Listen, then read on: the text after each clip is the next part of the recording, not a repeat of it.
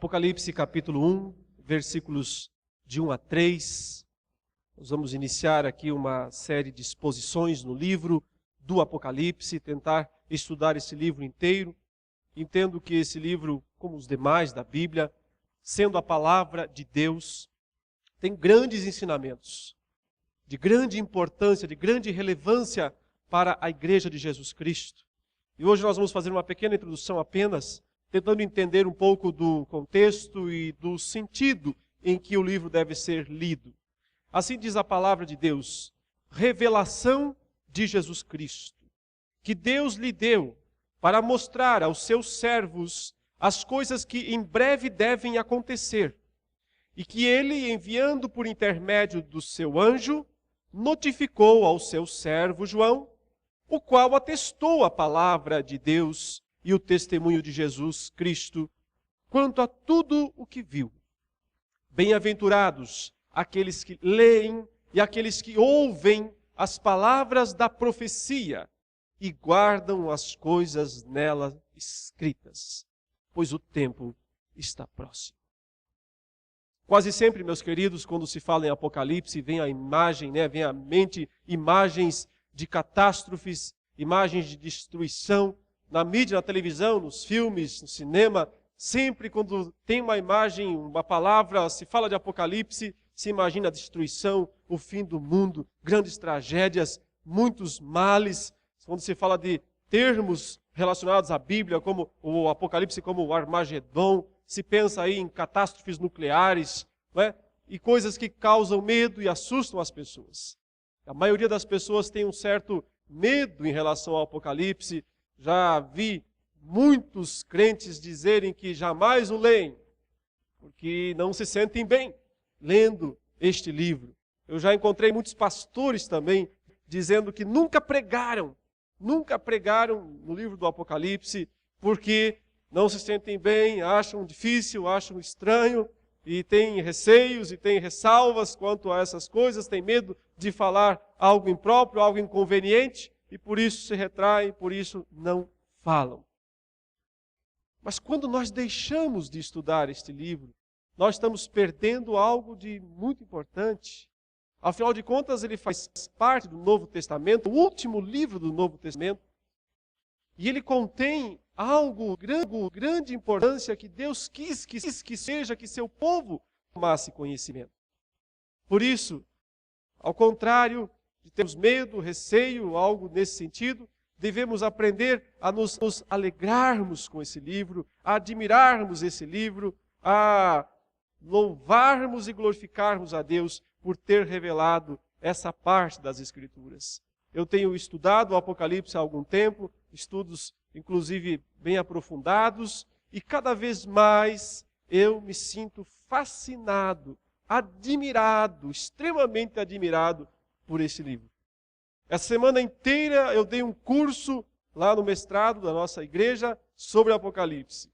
Ontem eu passei o dia inteiro falando no sino lá em São Bernardo do Campo, só sobre Apocalipse. E hoje eu volto a falar aqui e não estou enjoado de falar do Apocalipse, porque ele continua sendo para mim um objeto, um instrumento de grande motivação e de algo que eu quero cada vez mais conhecer, cada vez mais entender. Veja que o texto começa com uma palavra, ele diz, revelação de Jesus Cristo. Na língua grega, na língua original, aqui está a palavra Apocalipse. Apocalipse de Jesus Cristo. Por isso esse nome ganhou esse nome, ou esse livro ganhou esse nome, né? Apocalipse. Justamente porque é a primeira palavra do livro. Mas o que significa Apocalipse? Exatamente o que está traduzido no nosso português. Revelação. Tirar o véu. Revelar aquilo que está encoberto. Então, ao contrário de significar algo misterioso, oculto, o Apocalipse é o que foi revelado. É uma revelação de Jesus Cristo, é isso que é dito. Foi o próprio Cristo que trouxe esta revelação aos homens. Por sua vez, o texto diz que foi Deus, o Pai de Jesus Cristo, quem deu essa revelação ao Senhor Jesus Cristo, e então o Senhor Jesus Cristo passou essa revelação a um anjo, e o anjo trouxe a João, e João escreveu, e por isso chegou até nós. É revelação do Senhor Jesus. Registrada, uma revelação registrada por João. Nós acreditamos e cremos que a base suficiente para insistir nisso, que foi João o apóstolo que escreveu este livro, que teve a visão, primeiramente dito, e depois registrou, depois escreveu o livro. João, o último dos apóstolos, o que viveu mais tempo, havia até mesmo uma lenda lá de que ele não morreria, isso está registrado no final do Evangelho de João. Muitos pensavam que ele nunca morreria, pois ele estava já bem velhinho, provavelmente perto dos 100 anos de idade, o que para o primeiro século, quando a expectativa de vida era de 38 a 45 anos, um homem chegar a 100, de fato, parecia que não ia morrer nunca mais. Parecia que ia viver para sempre. João, então, apesar da lenda dizer que ele viveria para sempre, ele já estava bem velho, mas ele morreu. Talvez não muito tempo depois de ter escrito esse livro. Segundo os pais da igreja, que são aqueles homens que viveram entre o século II e o século IV da era cristã, alguns deles que viveram muito próximos dos apóstolos, dois especialmente, um chamava Justino, o mártir, e outro chamava Irineu. Esses dois homens que viveram por volta do ano 130 a 180 da era cristã, disseram que quem escreveu o Apocalipse foi João o apóstolo. Então eles estavam muito próximos do tempo dos apóstolos. Inclusive, Irineu era discípulo de um discípulo de João, provavelmente um homem chamado Policarpo, que havia sido discipulado pelo próprio João, o apóstolo. E Irineu, sendo um discípulo desse discípulo, afirmou: João, o apóstolo, escreveu o Apocalipse no reinado de Domiciano. Essa é uma citação de Irineu. João, o apóstolo, escreveu o Apocalipse durante o reinado de Domiciano, ou seja, por volta do ano 96 da nossa era. Então, aproximadamente 60 anos, quase 70 anos depois da ressurreição de Cristo. Depois de Cristo ter vindo, ter morrido e ter retornado aos céus, cerca de 70 anos depois, João, o apóstolo, ainda vivo, velhinho, perto dos 100 anos, escreveu lá da ilha de Patmos, que ele mesmo diz onde ele estava, uma ilha prisão, uma ilha rochosa, uma ilha que os prisioneiros do Império Romano eram colocados lá. De lá ele teve uma visão, e lá ele relatou, ele escreveu o Apocalipse. Eu quero falar aqui, nessa breve introdução a respeito do livro, o que é o Apocalipse e por que é importante estudá-lo. O que ele é e por que é importante considerar essas coisas, estudar esse livro, prestar atenção a tudo aquilo que foi revelado nele. Então, antes de qualquer coisa, fica claro que o Apocalipse é uma revelação especial de Deus. Toda a Bíblia é revelação de Deus. Toda a Bíblia é inspirada por Deus. É assim que nós cremos, é assim que nós confessamos. Mas o Apocalipse é uma revelação especial dentro desta revelação, porque ele tem um caráter, ele tem peculiaridades só dele, que não vão ser achados tão facilmente em outros livros da Bíblia, pelo menos não em livros completos. Há porções apocalípticas, é assim que nós falamos ou chamamos esses textos que fazem menções escatológicas ao fim dos tempos, à volta de Jesus, ou ao novo céu e a nova terra, ou à ressurreição, ou ao juízo final. Em outros livros, claro, há porções apocalípticas em Isaías, em Ezequiel, em Zacarias, especialmente em Daniel. O livro de Daniel é considerado o Apocalipse do Antigo Testamento. Mas ele não é um livro inteiramente apocalíptico, porque tem uma parte dele que é histórica. Narra o período de Daniel e seus amigos na corte em Babilônia. A segunda parte do livro, sim, é quando Daniel recebe visões do céu, quando ele tem visões do futuro, e então, através de anjo, ele também recebe interpretação dos eventos, registra, e portanto há um apocalipse condensado em Daniel.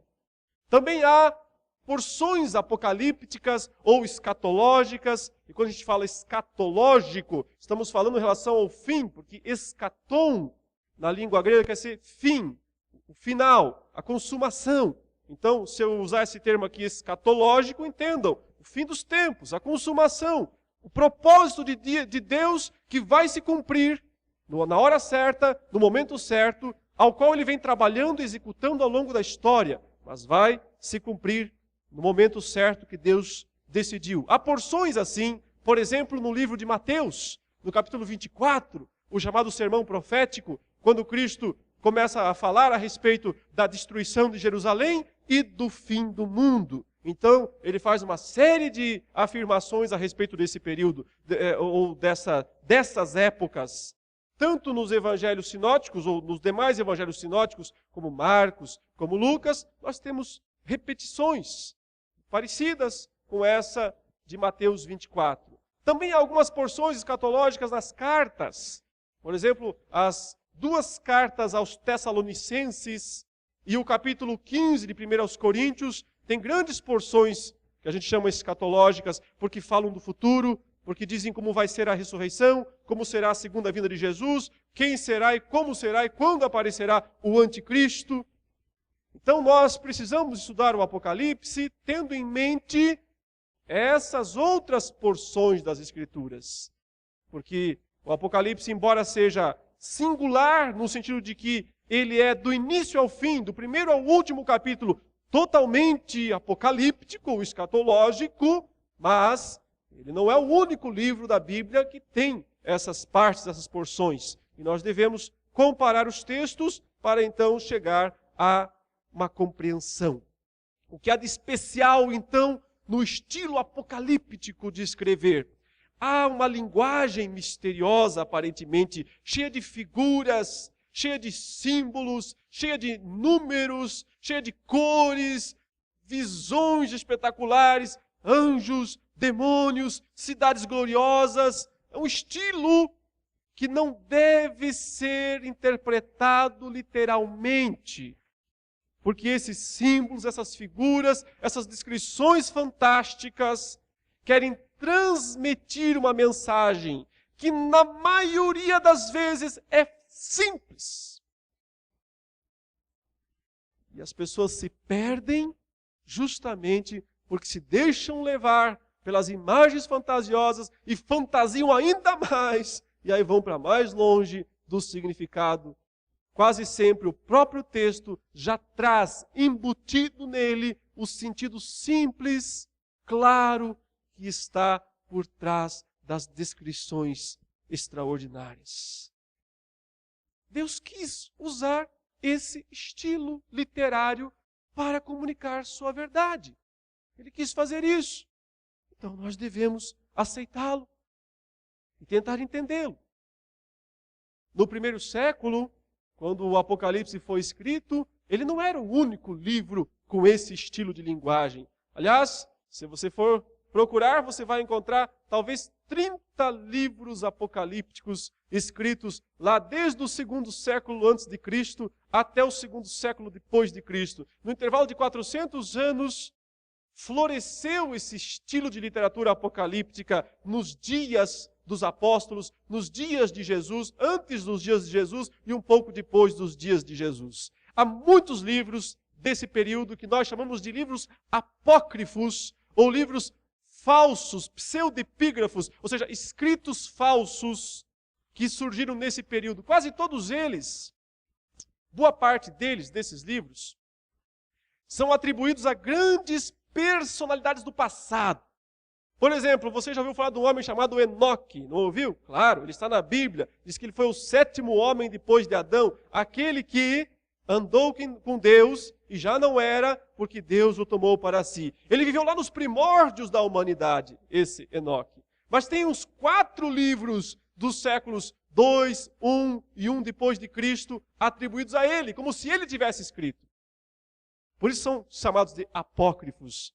Foram escritos depois, foram escritos pelo autor. Eles são escritos falsos, atribuídos a alguma personalidade do passado para que assim tivesse valor, fosse aceito pelas pessoas. Seria o mesmo que hoje alguém aqui do século 21 escrevesse um livro e o atribuísse, escondesse em algum lugar e colocasse lá como autor alguém do passado, alguém do século passado, ou alguém mais antigo ainda, vamos dizer, atribuísse lá, sei lá, a Napoleão Bonaparte. Foi ele que escreveu esse livro. Ele não podia escrever, porque ele viveu há séculos atrás, ele não pode ter escrito esse livro agora. Ou então, atribuir, sei lá, esse livro foi escrito por Nero, o imperador, que viveu há 2000 anos atrás. Seria como Nero escrever um livro hoje, se ele viveu há 2000 anos atrás? Então, esses escritos que circularam pela Palestina e também pelo mundo greco-romano daqueles dias, e que eram chamados, ou hoje são chamados de apocalípticos, na sua maioria, eles são escritos falsos. São todos escritos falsos. Não foram escritos pelos autores de quem se diz. Por exemplo, existe um apocalipse de Pedro, um apocalipse de Paulo, um apocalipse de Tomé, um apocalipse de Abraão, um apocalipse de Adão. Até Adão escreveu um apocalipse. Existe um apocalipse de Isaías, de Baruque, de Esdras. Nenhum desses autores escreveu Apocalipse. Então, nós temos aqui o Apocalipse verdadeiro, escrito por João, testificado, atestado pela história da igreja. Os outros não são verdadeiros. No entanto, os outros refletem um anseio das pessoas do primeiro século antes de Cristo e também do primeiro século depois de Cristo. Um anseio que é importante entender, porque aí nós entendemos também o Apocalipse. Havia um desconforto nos crentes de Israel, digamos assim, do período intertestamentário. Acabou o Antigo Testamento, o último livro foi escrito lá mais ou menos 400 e poucos anos antes de Cristo, e aí nós temos um vácuo, um período em que ninguém escreveu revelação. Não tem mais palavra inspirada. E ao mesmo tempo parece que aquelas promessas antigas não estavam se cumprindo neste período. Porque Israel não se tornava uma nação livre. Israel ia passando de mão em mão. Primeiro eles foram prisioneiros, escravos de Babilônia, depois passaram para o Império Medo-Persa, depois passaram para o Império Greco-Macedônio, depois passaram para os generais de Alexandre, os Ptolomeus do Egito, os Seleucidas da Síria, e depois eles caíram na mão de Roma. Então, nesse período de séculos, de 5 séculos, Israel foi autônomo, independente por um curtíssimo período de tempo. Então, ficava a dúvida na cabeça dos israelitas, mas Deus se esqueceu de Israel? Deus abandonou o seu povo? Deus não está mais abençoando, não está mais ajudando a sua nação escolhida? Por isso que esses homens vão escrever os apocalipses desse período, tentando trazer para o povo uma informação de que Deus não se esqueceu e que Ele vai agir. Mas Ele vai agir só num futuro extraordinário e até lá Israel vai padecer, Israel não vai ter salvação, a não ser quando Deus intervir lá no mundo vindouro. Por isso, os apocalipses desse período são negativos na sua maioria. E o apocalipse bíblico de Jesus Cristo é cheio de esperança, é cheio de otimismo, apesar de também entender a dura realidade em que os cristãos estavam na última década do primeiro século, sob terrível perseguição do Império Romano. Mas apesar desse contexto, a mensagem do Apocalipse é otimista, é esperançosa. Eu espero tentar fazer os irmãos queridos poderem entender isso à medida que nós estudarmos. Portanto, aqui já está a primeira verdade fundamental. O Apocalipse tem um estilo literário próprio. Se você não entender isso, você não vai entender o livro. Suponha que você nunca tivesse lido poesia nenhuma, não soubesse o que é esse estilo literário chamado poesia. Aí um dia cai uma poesia na sua mão. E você vai ler, você vai achar a coisa mais estranha do mundo. Você não vai conseguir entender quais são as fórmulas que compõem, por que tem aquela rima, por que aquelas palavras parecem que são forçadas para se arranjar, para se acertar, para ter a métrica. Por quê? Porque você não está habituado a ler aquele tipo de literatura. Então a questão fundamental é essa. As pessoas hoje não entendem o Apocalipse em grande medida porque elas não estão habilitadas a ler o estilo de literatura que o Apocalipse é. Precisa entender isso. Se entender isso, vai ficar mais fácil, vai ficar mais claro, a compreensão do texto será mais tranquila. Portanto, o que é o Apocalipse? É uma revelação especial de Jesus, de grande valor, mas tem essas características, essas peculiaridades que precisam ser consideradas, caso contrário, vai ser muito difícil compreender o sentido, compreender o significado. Mas note que o próprio Apocalipse se autodefine como uma profecia. Ele diz isso daí, que o Apocalipse é essa revelação de Deus, que ele passou a Jesus Cristo, que Jesus passou ao seu anjo e que o seu anjo entregou ao apóstolo João, uma profecia atestada, uma profecia verificada, essa ideia, por João, que viu, que enxergou, que comprovou, ele é testemunha ocular, ele não está narrando algo que falaram para ele, está narrando aquilo que ele viu. E ele chama isso de uma profecia testificada. A questão, meus irmãos, importante nesse começo de estudo do livro, é entender o seguinte: primordialmente o Apocalipse fala do quê? Ele fala do futuro? Ele fala do passado? Ou ele fala do presente? Qual é a principal perspectiva do livro do Apocalipse? Grande parte das pessoas imagina que é futuro, tudo futuro. Tenta ler pensando no que vai acontecer. Mas o Apocalipse não é primordialmente ou primariamente um livro que fala do futuro. Sim, ele fala do futuro. Mas antes de falar do futuro, ele fala do passado. Ele constrói ou ele reconstrói toda a fundamentação doutrinária do cristianismo, que já aconteceu. Imagine, João está lá vivendo no ano 96. Jesus Cristo nasceu há 90 e tantos anos atrás. Ele morreu, ele ressuscitou 60, 70 anos atrás. Esses eventos são centrais e estão sempre sendo relembrados no livro. Então, o Apocalipse, mais do que tudo, ele fala do passado. Ele resgata o passado, ele eleva o passado, ele traz, revela o significado profundo daqueles eventos relacionados ao nascimento, à vida, à morte, à ressurreição e à ascensão de Jesus. Esses eventos são centrais. Grande parte do Apocalipse faz referência a isso. E quando nós não prestamos atenção, então nós ficamos fazendo aí, a nossa imaginação vai ver coisas bem diferentes e vai se perder num labirinto de interpretações. O Apocalipse fala essencialmente do que Deus já fez, do que Deus já realizou, do que Deus já operou.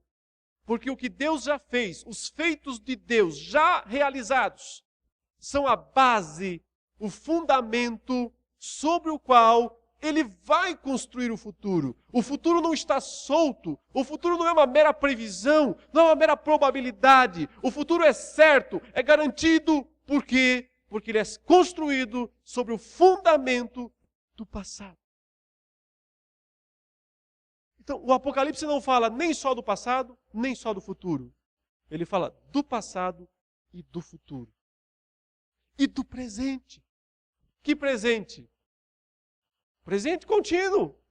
O presente dos dias de João, lá no século I, no ano 96 ou 97, aqueles dias, se você não consegue entender um pouco daqueles dias, você não entende o livro. Não há como entender o livro sem entender um pouquinho daqueles dias, porque o livro foi escrito para aquelas igrejas.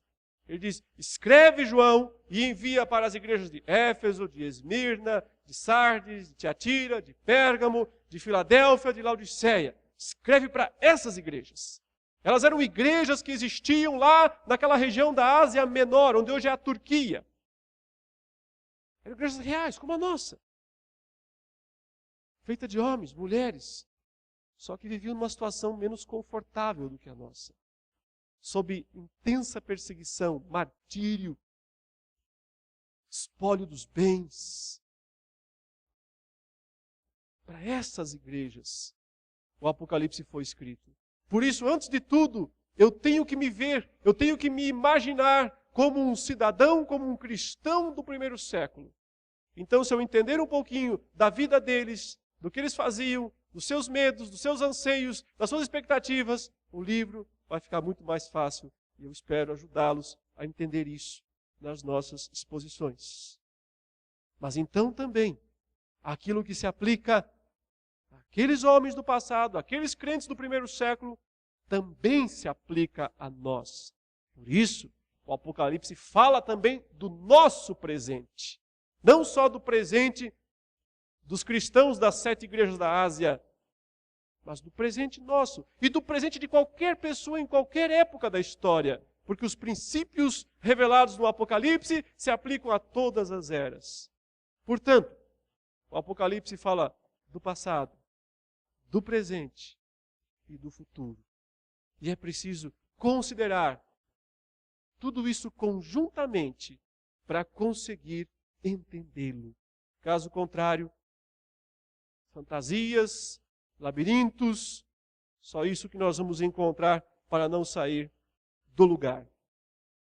O que é o Apocalipse, portanto? O Apocalipse é uma revelação especial de Deus, que usa figuras, símbolos, números, cores, etc., para transmitir uma mensagem simples. O que ele é mais? É uma profecia testificada por um homem que é testemunha ocular, João, o apóstolo. Fala do futuro, mas também fala do passado e fala do presente. E finalmente, por que é importante estudá-lo? Versículo 3 nos diz isso. Ele diz, bem-aventurados aqueles que leem e aqueles que ouvem as palavras da profecia e guardam as coisas nela escritas, pois o tempo está próximo. Bem-aventurados. É interessante que ele diz aqui, aqueles que leem e aqueles que ouvem. Porque o Apocalipse era um livro que foi escrito num pergaminho.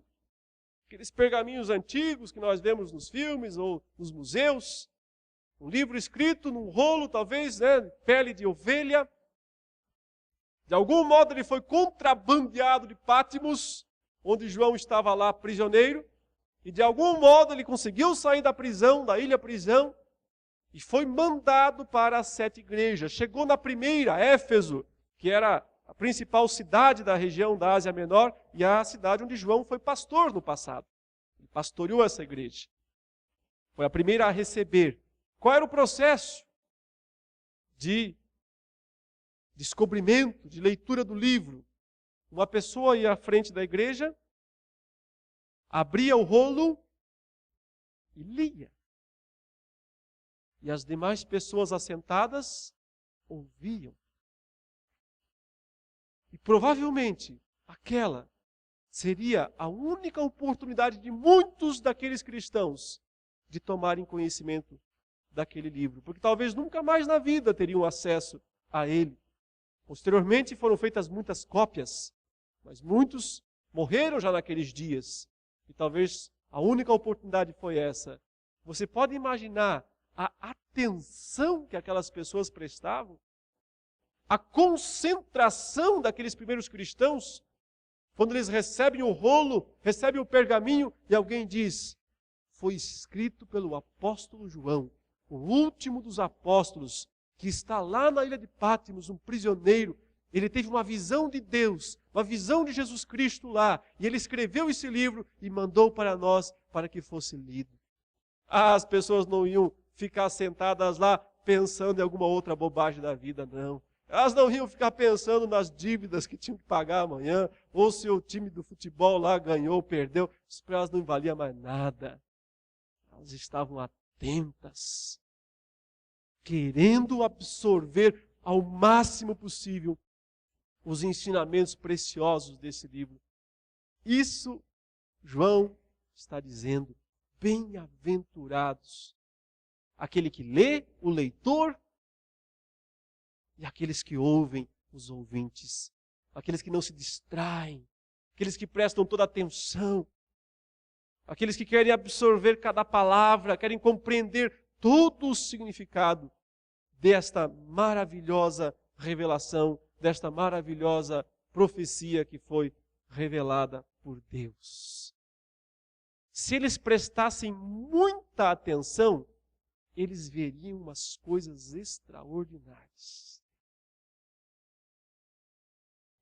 Se eles fizessem muito silêncio durante a leitura do livro, e os seus ouvidos estivessem atentos a cada palavra, eles veriam que esse livro não é fantástico, formidável, apenas por causa das suas imagens, dos seus símbolos e da sua revelação, mas eles conseguiriam ver que a própria escrita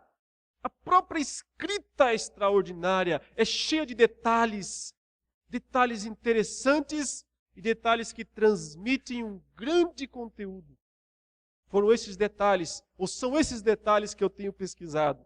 Tem sido alvo principal das minhas pesquisas no Apocalipse, tentar entender os detalhes literários e o quanto há de riqueza nessas coisas. Por exemplo, você acabou de ver aqui, não é? João dizendo, bem-aventurados aqueles que leem e aqueles que ouvem. Durante o livro inteiro, ele vai falar 7 vezes isso. Ele vai dizer 7 vezes, bem-aventurados para alguma coisa, para alguém.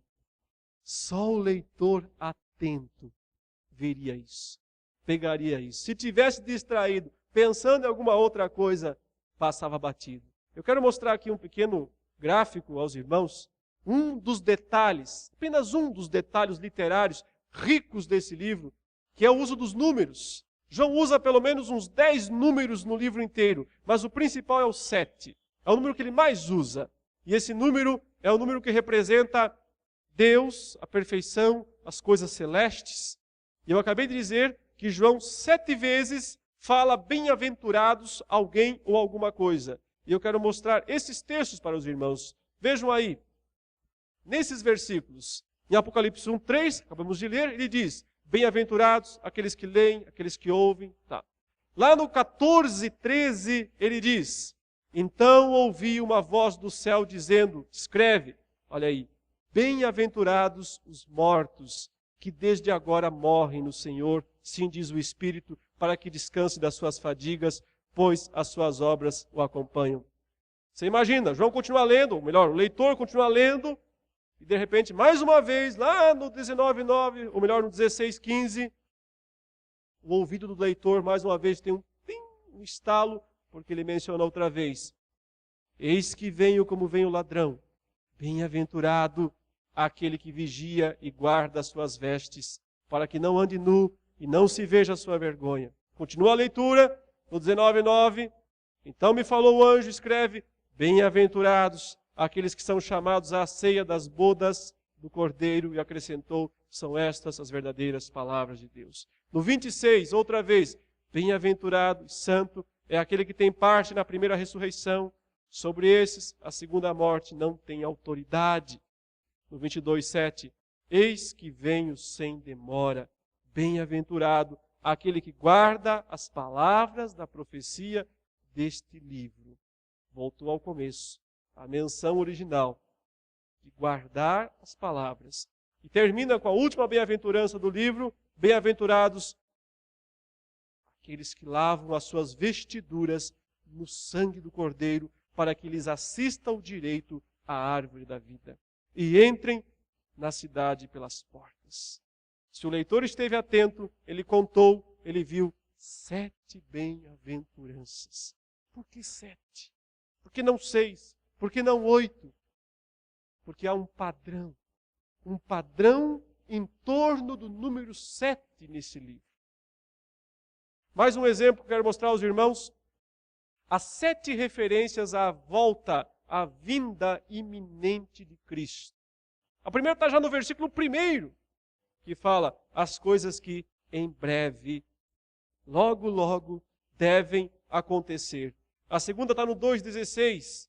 Portanto, arrepende-te, se não venho a ti, já, sem demora, e contra eles pelejarei com a espada da minha boca. 3,11 repete, venho sem demora, conserva o que tens, para que ninguém tome a tua coroa. Essas menções estão no início do livro. Agora você passa o livro inteiro e lá no final você acha mais 4 menções à brevidade, ao que vai acontecer rapidamente, no sentido de que Deus vai cumprir seus planos, seus propósitos. Está no 22,6, no 7, no 12 e no 20. Todos fazendo menção à vinda iminente de Jesus. Por que 7? Porque 7 vezes mencionar isso. Ele quer transmitir uma mensagem com essas informações. Veja, há 7 referências à palavra de Deus no livro inteiro. 7 vezes ele fala sobre a veracidade da palavra de Deus. No 1:2, ele diz, o qual atestou a palavra de Deus e o testemunho de Jesus Cristo. No 1:9, outra vez ele fala, achei-me na ilha de Patmos por causa da palavra de Deus. No 6:9, aqueles que tinham sido mortos por causa da palavra de Deus. No 17:17, ele fala aí que os inimigos têm em seu coração realizar esses pensamentos, dar à besta o apoio que possuem, até que se cumpra a palavra de Deus. No 19:9, outra vez, ele disse, são estas as verdadeiras palavras de Deus. O próprio nome de Jesus, no 19:13, o seu nome se chama a palavra de Deus. E o 24 fala outra vez daqueles que morreram por causa da palavra de Deus. Tudo isso seria muita coincidência se fosse aleatório.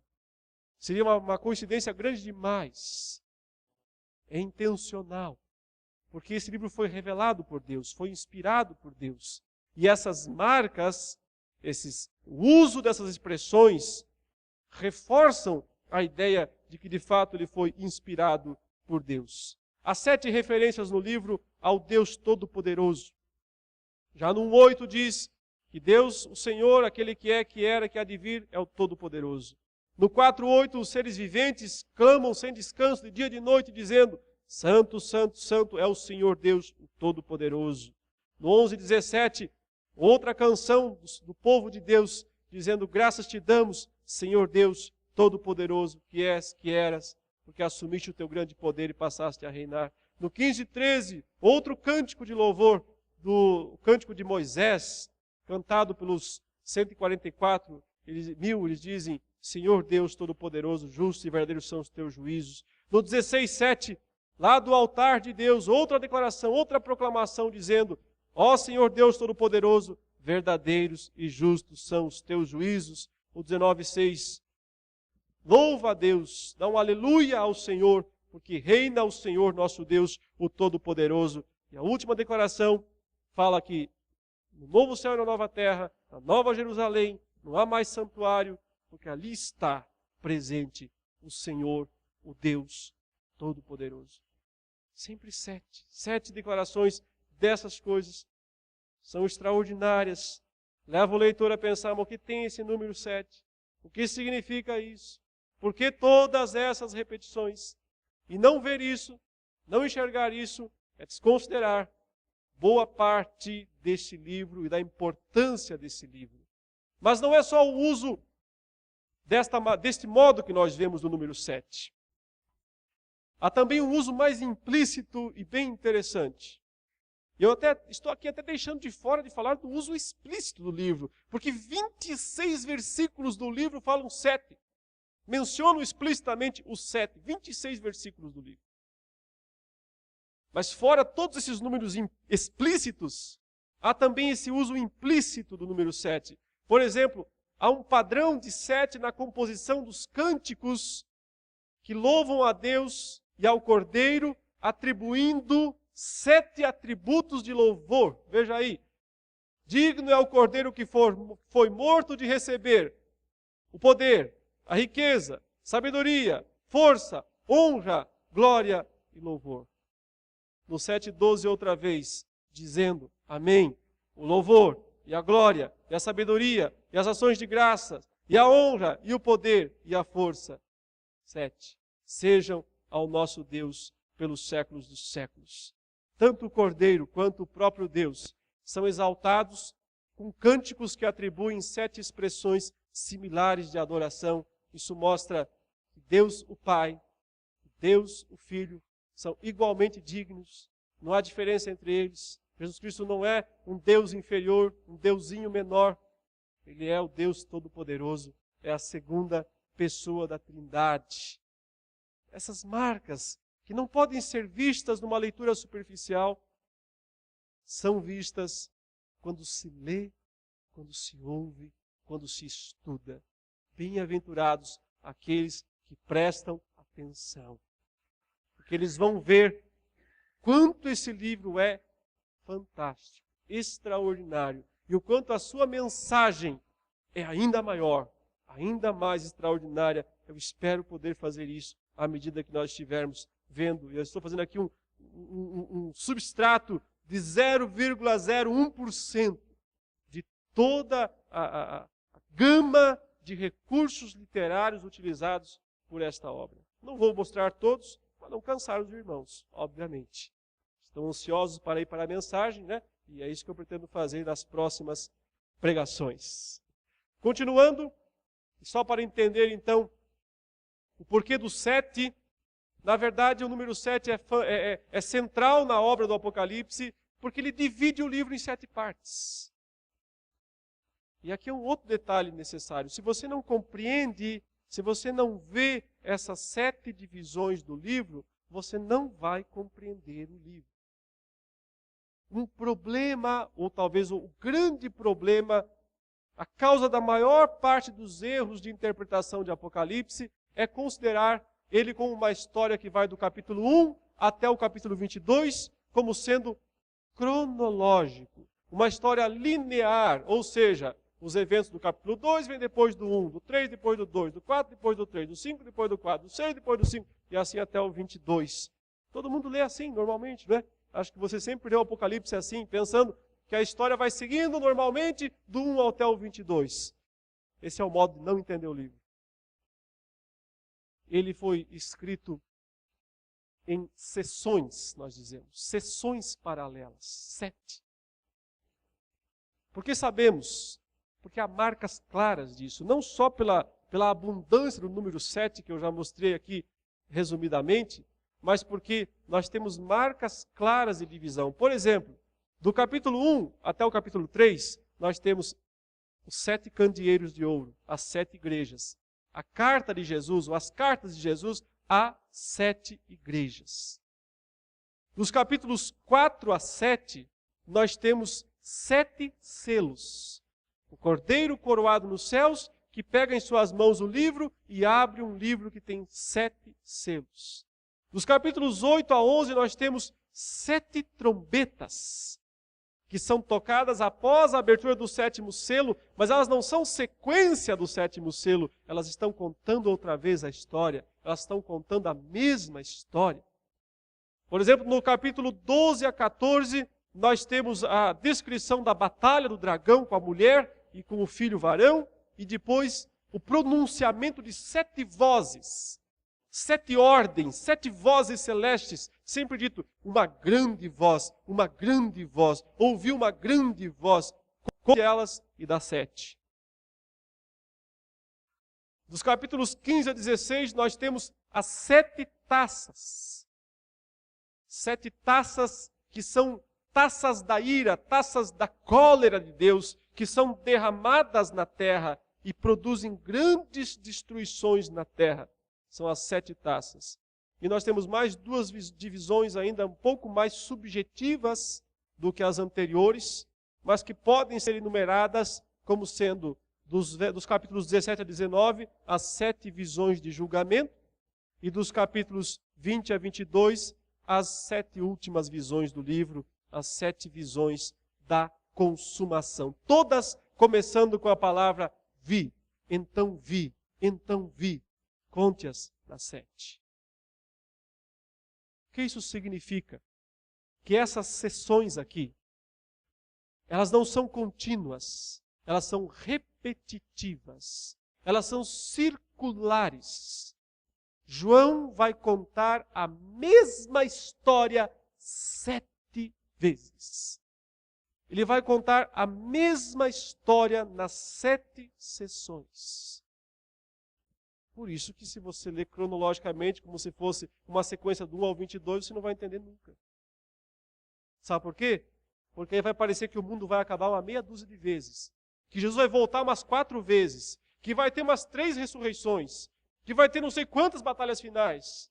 E na verdade, só tem uma vinda de Jesus, só tem uma ressurreição, só tem um juízo final, só tem uma consumação de todas as coisas, só tem uma ressurreição. Mas ele reconta a história 7 vezes. É uma técnica. Bem-aventurados aqueles que ouvem. A repetição ajuda. Quando o processo de aprendizado é auricular, né? É para ouvir, repetir a história. É um modo de ir fixando o material, o assunto na mente do ouvinte. Por isso que os pastores repetem bastante também quando eles pregam. É o único jeito. Senão não grava-se. Aqui, João repetiu a mesma história 7 vezes. Se você entende isso aqui, vai ficar muito mais fácil, muito mais simples você ler o Apocalipse e compreender a história dele. Mas ele não repete simplesmente como um papagaio, repetiu a mesma coisa exatamente. Ele conta a mesma história. Que história? Da primeira até a segunda vinda de Jesus e a ressurreição e a consumação e o juízo final, enfim, esse período inteiro. Essa é a história que ele conta. Da primeira à segunda vinda de Jesus e todos os eventos principais da redenção que acontecem nesse período, com foco lá atrás e lá na frente. Sempre. Lá atrás e lá na frente. O que Cristo já fez na sua primeira vinda, o que Cristo fará na sua segunda vinda. Se você ler com esses óculos, você vai entender bem mais facilmente a mensagem do livro. Ele conta 7 vezes, mas cada vez que ele conta tem um novo ângulo. É como se você estivesse vendo um filme, certo? Mas na primeira vez a câmera esteve aqui, filmando esses aspectos. Na segunda vez ela esteve lá do lado, filmando outros aspectos. Na terceira vez esteve lá do outro lado. Então, por exemplo, a primeira sessão, dos capítulos 1 a 3, basicamente é falar da vida da igreja. Da igreja que precisa ser santa, que tem que enfrentar as tribulações, que tem que aguentar firme as perseguições, que Deus está cuidando dela. Ele está no meio dos candeeiros, Jesus está no meio da sua igreja. Essa é a mensagem. A perspectiva é da vida da igreja na terra.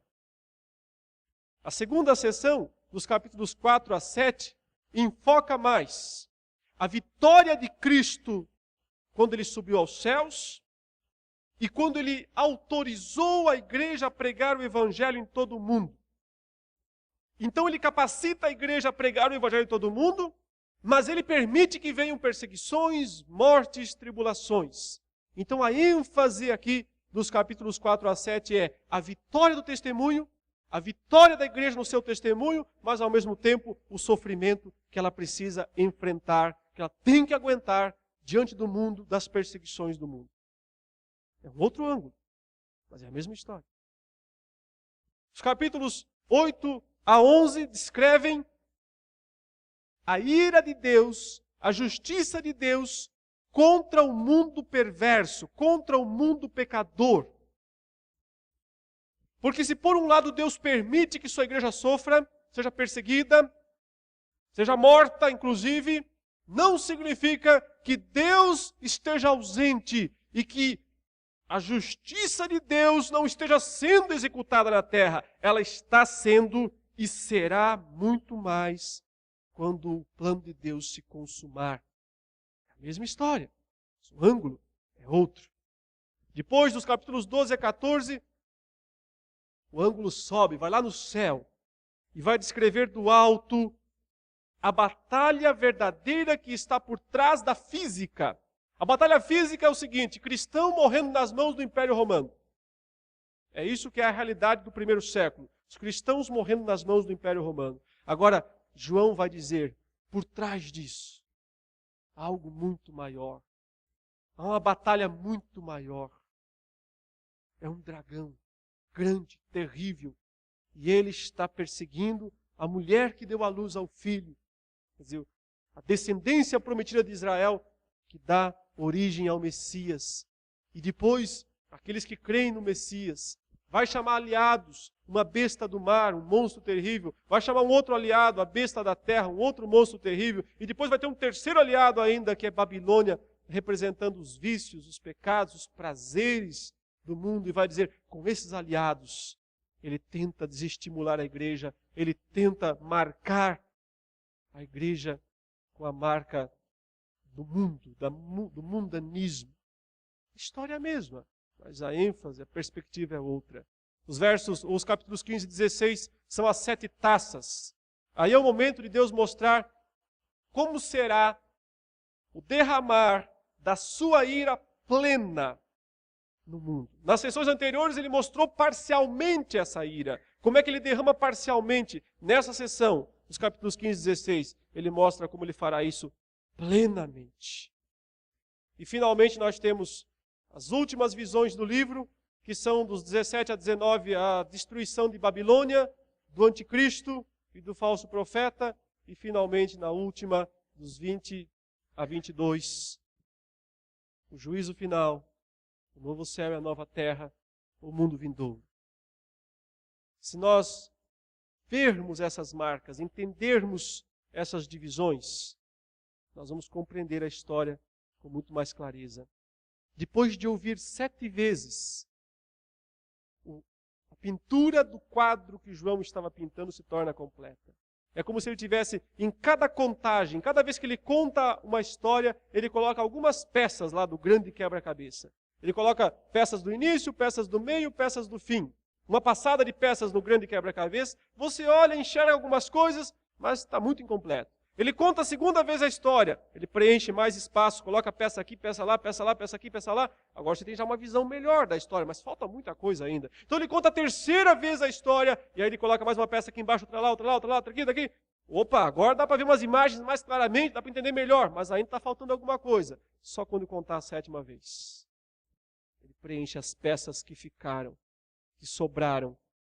E aí, você tem a visão do todo. Você tem a visão do quadro completo e compreende a grande história de Deus, que não é do futuro, já começou lá no passado, quando Cristo veio, quando Cristo viveu, quando Cristo morreu, ressuscitou, subiu aos céus. É ali que tudo começou. A vitória de Jesus não está no futuro, está no passado. Ele já venceu. Por isso nós, a igreja, somos mais do que vencedores. Não importa o que teremos que enfrentar, as perseguições que vierem, as leis impostas, a violência imposta, que vier do mundo, não importa o que acontecer. Firmados na vitória de Cristo lá atrás, nós seremos sempre mais do que vencedores. É isso. Essa é a grande mensagem principal desse livro. Eu espero, então, em breve, poder explicar com mais detalhes as passagens, os textos. Os irmãos verão que a mensagem é simples, no fundo, muito simples, e usa essas figuras, esses recursos extraordinários. Entendendo isso, fica muito mais glorioso e nós podemos, assim, glorificar ainda mais a Deus. Oremos ao Senhor, curva a sua cabeça, feche seus olhos. Senhor Todo-Poderoso, Senhor dos céus e da terra, Jesus Cristo, que é o Rei dos Reis, o Senhor dos Senhores, que está no céu, entronizado, glorificado, governando e comandando todas as coisas. Ele deu essa revelação a João e por providência ela chegou até as nossas mãos para que a estudemos, para que meditemos, para que sejamos consolados, confortados, fortalecidos nesta mensagem. Que o Teu Espírito, ó Deus, que está presente, foi quem inspirou esse texto. Ilumine a cada coração, a cada mente, nesse processo aqui de ler e de ouvir a mensagem do Apocalipse. E que isso seja bênção e grande crescimento espiritual para cada um de nós. Em nome de Jesus. Amém.